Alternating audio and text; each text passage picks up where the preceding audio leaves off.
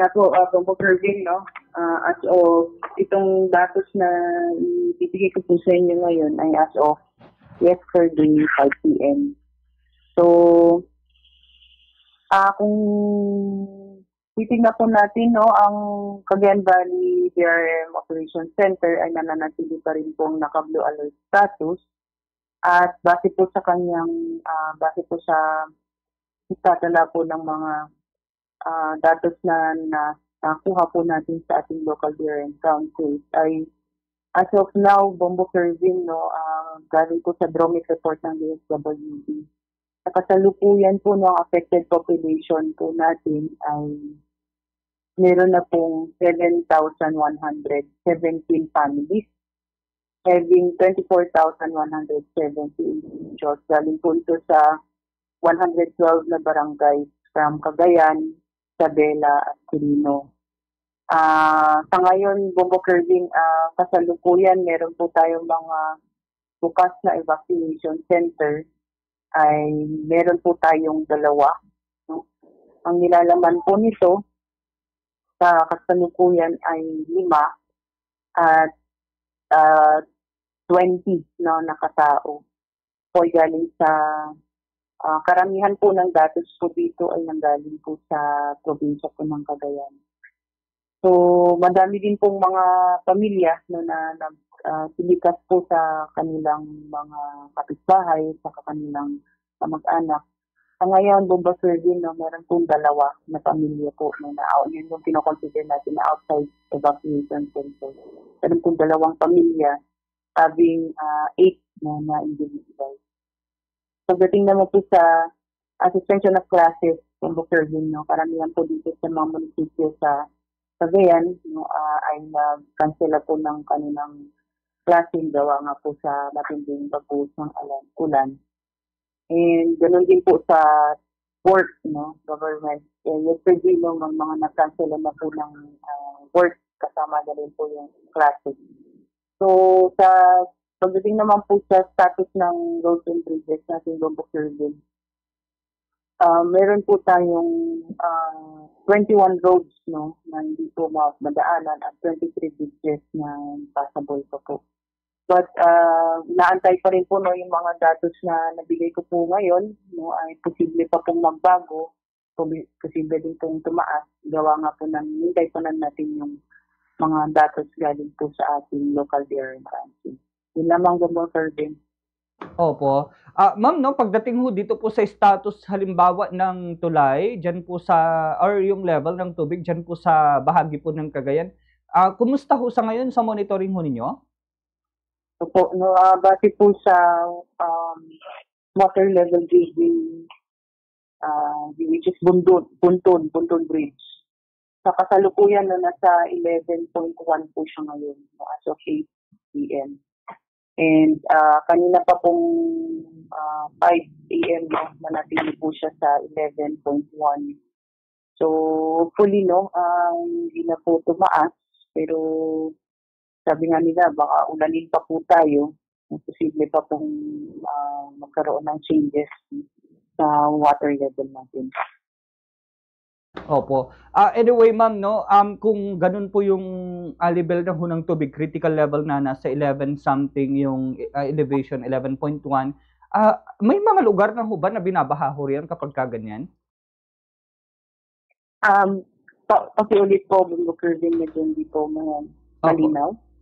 With that elevation, ma'am, na 11.1 meters sa Bunton Bridge, may mga lugar na ho ba na binabaha ho riyan? Opo, Bombo Kervin, no, sa kasalukuyan, no, inaantay din po natin yung report galing sa ibang mga local DRM councils dito sa probinsya ng Cagayan. Sa kasalukuyan, no, yung nabigay po yung datos sa inyo kanina ay as of 5 p.m. pa lang po. Yesterday. Opo. Sa mga kwan, ma'am, siyempre, areas na madalas binabaha, anong mga bayan ho dyan, ma'am?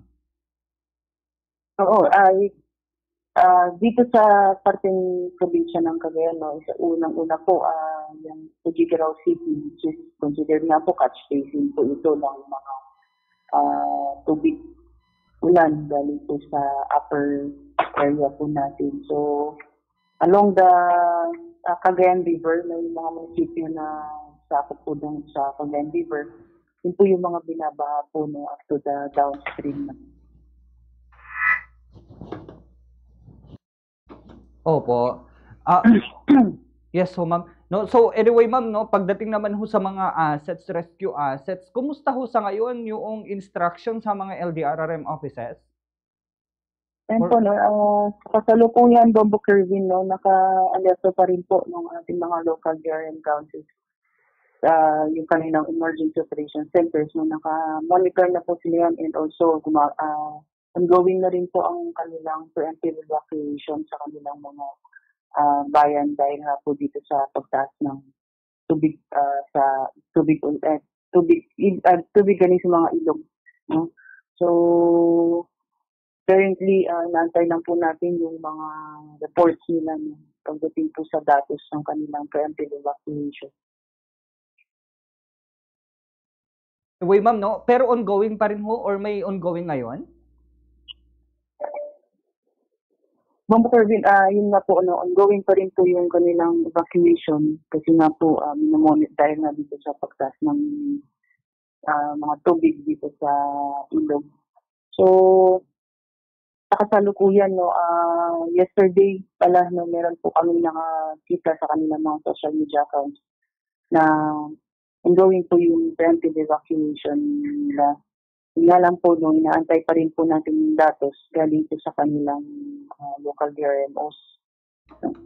Alright, sige po. Ma'am, yun na lamang ho. If ever na may mga nais na lamang ho kayong mga idagdag ho na mga message sa mga kababayan ho natin, especially kung ano po ba yung aasahan pa rin ho nila today and sa mga susunod na mga araw po.